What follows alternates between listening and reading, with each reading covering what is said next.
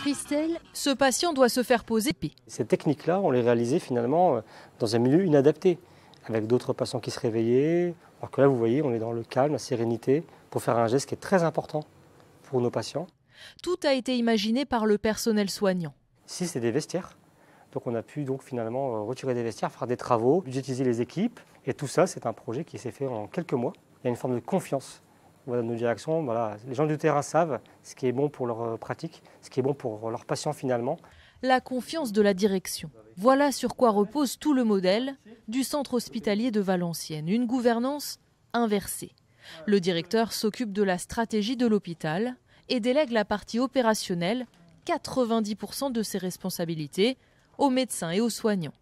Nabil Elbeki, chef du pôle urgence, anesthésie, réanimation, peut par exemple acheter du matériel jusqu'à 75 000 € sans demander l'aval de l'administration.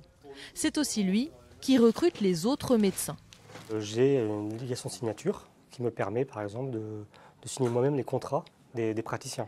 C'est nous qui faisons les recrutements. Donc c'est quelque chose de très important. La gestion des ressources humaines est fortement déléguée finalement aux médecins.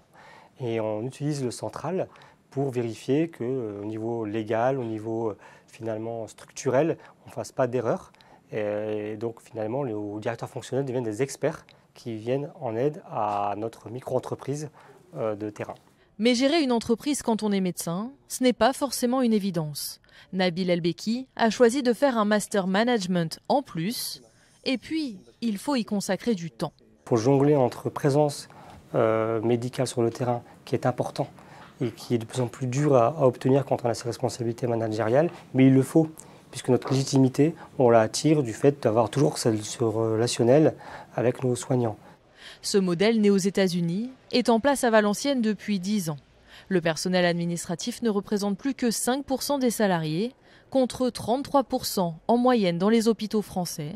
Des économies réorientées vers les soins. On est excédentaire depuis maintenant 8 ans, et puis on a aussi doublé notre activité de 100% entre 2009 et 2019. On crée plus de 100 emplois par an, donc on est véritablement une vraie valeur ajoutée.